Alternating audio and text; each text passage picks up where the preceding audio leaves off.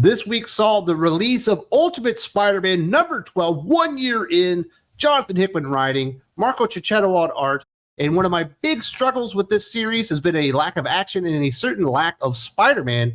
In fact, in this particular issue, the only appearance of Spider-Man is on the freaking cover. 12 issues into a series that has had a lot of complaints about being slow and not really having the title character involved or, winning fights or stopping crime or really doing much of anything other than swinging around aimlessly. I feel like doing a Christmas special issue, probably not the best idea.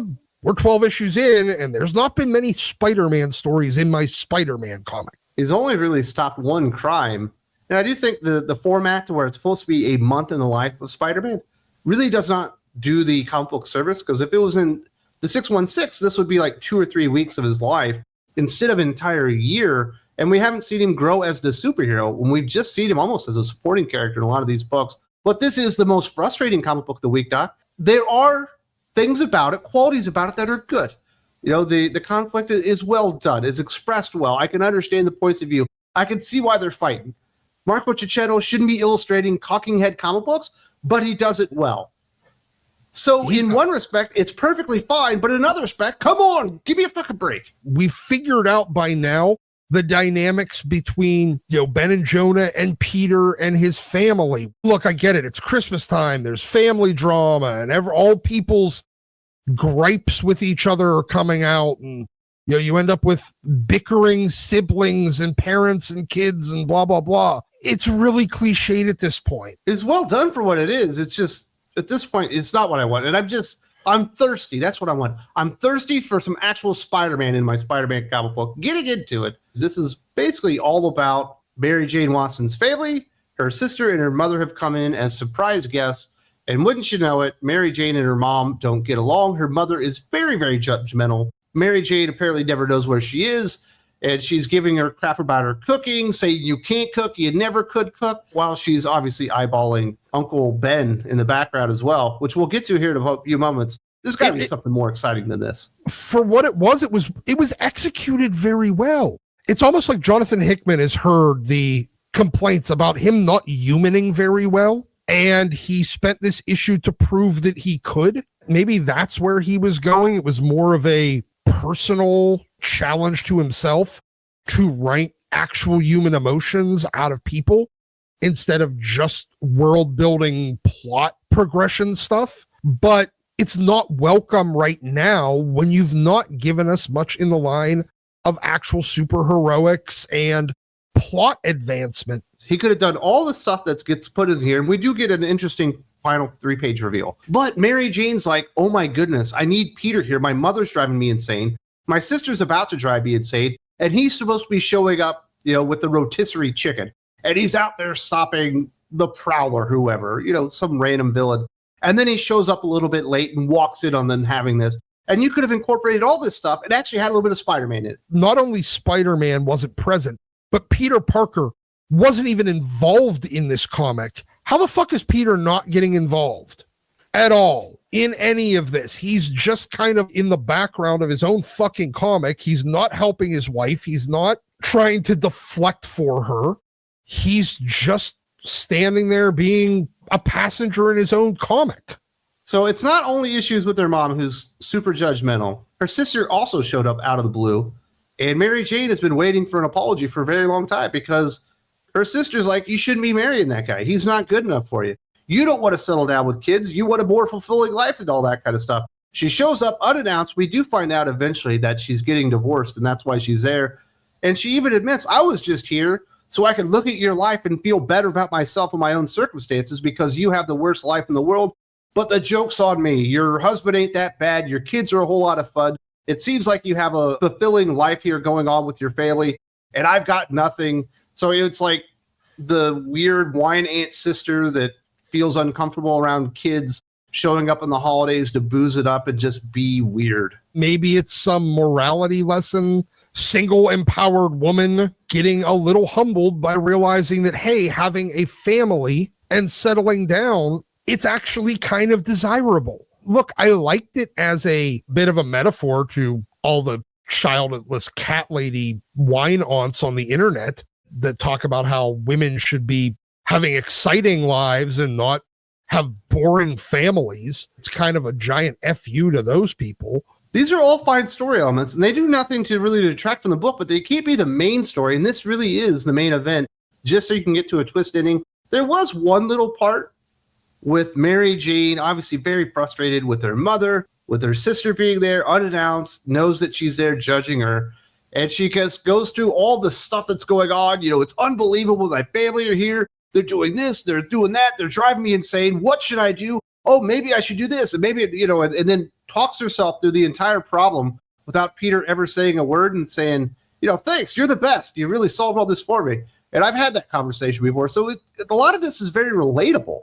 And yes, I thought that was kind of funny. Any guy that's been in a long-term serious relationship has had that happen on more occasions than we can count. We're sitting there at the end like, I don't even know what the fuck I did, but all right, cool, I'll take the credit.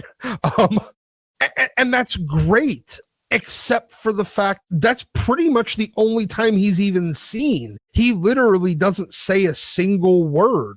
When we get to the twist ending, we find out why. But to be perfectly honest, there's been a lot of Ultimate Spider-Man issues so far where it's felt like Peter Parker or Spider-Man has been sidelined. This time he just sidelined them both for the entire book. And if we had 11 issues up to this, and 8 of them had some really cool Spider-Man stuff where he was going out there, stopping criminals, finding out what's going on with the Maker, and realizing there's a bigger thing to all of this with Kingpin and everything, and, you know, the Secret Six and all this stuff, or the Sinister Six, I'm sorry. And you're like, wow, this is all building up. And then you got this palate cleanser of a Christmas issue. You're like, oh, that's kind of fun. You know, I wasn't expecting that. But because it's been more of this and very, very little Spider-Man, that's, I think, what ends up being the frustration. Mary Jane's mother is definitely a cougar, and the entire time she is eyeballing Uncle Ben like he's a sandwich just waiting to get eaten. J. Jonah Jameson is more interested in her, and it seems like Uncle Ben might be more interested in the aunt, who does come off as a bit of a nicer, more down-to-earth type of lady. But there's a lot of cougar action going on in this book. It's weird, like, in-law flirtation that kind of bothers me. I don't know. It's like if your mom and my dad hook up when we're the ones that are married, isn't that kind of semi-incestuous? Even though that there's no I know that there's no blood, but it's just weird. It's like hooking up with your stepsister because it's weirdly Alabama-ish. Listen, dude, I've got a family vine. My older brother married a younger sister. My younger brother married the older sister. My mom dated the uncle, and I believe might have slept with a cousin. I completely relate to all this stuff. It just happens in Missouri. I understand this is not Missouri, though. This is New York City. And please. They got some Missouri in them. Apparently so. Have I told you about my nephew cousin? Yes, you have. Look, I get it. You needed to add some dramatic romantic tension here. You know, it does connect back a little bit to the way that Peter's son was talking to Jonah about Jonah's book, where Jonah had talked about, you know, faking it until you're making it, trying to find love in New York. And I feel like there's going to be this tension about Jonah being the better looking one, but he doesn't know how to talk to women, and Ben being the more down to earth one that all these globe-trotting women are interested in because he's very simple. Gwen Stacy is trying to call MJ the entire time. She won't answer because she's so busy dealing with her mom and her sister and the food's burning and keeping the party going. She finally answers the call. Harry Osborn has been missing for days. In fact, he's been missing for 5 days. Nobody's heard from him. She's supposed to be meeting him up at this house for Christmas. He's not there. Nobody knows where he is. Does Peter know where he is? Because they've lost this dude. Peter and her end up on like the roof or whatever. And we get the big reveal that he's not exactly the Peter Parker that we thought he was. And that he and Harry are both in bad states right now. Peter that we've seen being the bump on the log the entire issue is actually just the black suit pretending to be Peter in Peter's absence. Which, I mean, hey, that's an interesting take. It's not something that we've seen done before. That's cool. We find out now that Peter and Harry, the real Peter, is also missing because MJ didn't even realize that Peter was missing. Apparently, she hasn't actually talked to him or touched him in 5 days because the minute she touches him, basically she ran her hand through him, not realizing that he wasn't even there. So she hasn't touched him or talked to him in basically 5 days because she's so preoccupied with all of her family drama and everything that's going on around her that she's completely ignored her husband, and she didn't even realize her husband had been replaced by essentially a hollowed out shell of a person. But we find out that Peter and Harry were both kidnapped, and they're being held by, I can only assume, is Ultimate Craven. There's the potential for some serious fallout from this issue, but it's mostly from these last pages and the epilogue. Maybe issue 13, we're actually going to get some, I don't know, Peter Parker and Spider-Man in a fucking Spider-Man comic. That's why Ultimate Spider-Man number 12 ends up being a difficult comic book to recommend, because what is done well. The art is done at a high level. I wish Marco Cicchetto was doing action, but he does this well. The conversations and the interactions, it all works out. You understand what's going on. You don't see Peter doing anything, and you do get a payoff there at the end. But it just feels like so much treading water has been happening with Jonathan Hickman on this Ultimate Spider-Man that I can't help but be frustrated at the end of it. So a comic book that I probably should be giving more like an 8 out of 10, a 4 out of 5, I'm going to give it like a 3.5 out of 5, a 7 out of 10. I'm not going to call it a hot, because if this was an interlude or a break from a lot of action, it would have been great. But the fact that it's a continuation of no action and no Spider-Man continues to frustrate me to no fucking end, Doc. Yeah, I think I got to go even a tiny little bit lower. I'm going like a 3 out of 5. Everything was executed well, but it was giving us an entire issue of the thing that we asked to have less of. Marvel editorial and Jonathan Hickman listened to feedback from the readers to find out what was going right, what was going wrong, and then promptly gave us more of what we said was we were getting too much of in the previous 11 issues. I don't want my Spider-Man comics to be just balls to the wall action. I want these family dynamics. I want these slice of life parts. That's what makes Spider-Man great, that it fits so well.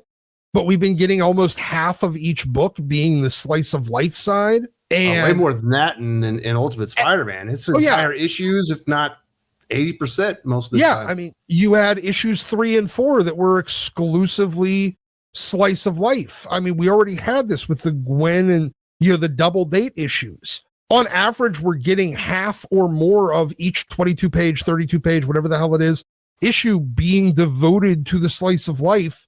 And then instead of giving us an all action issue, they give us an all slice of life issue. I appreciate it as much as the next guy. That's what really makes Spider-Man shine. But you're giving us an entire issue of something that we're already getting more than enough of. It's like having great cake, but they also served us cake for 2 of the side dishes. I want more steak and potatoes, and for fuck's sake, give me a veggie. We'll call it worst of the week, but it's certainly not the worst of the week. It's a perfectly fine comic book, but I am very frustrated. I feel like Doc's frustrated. I know a lot of people out there are frustrated. The fact that we just aren't seeing Spider-Man and Ultimate Spider-Man. If you would like the entire unedited review, you do need to go over to Think Critical Patreon. That is the home of that, Doc Unfiltered. You also get the entire Joe Kelly new ASM creative team with Pepe the Raps conversation as well as the Doc Q&A, the Hot or Not podcast, and a lot of other great stuff. Hope to see you over there on Patreon to support us there. There's a link in the video description. And Merry Christmas. Merry Christmas, you filthy animal.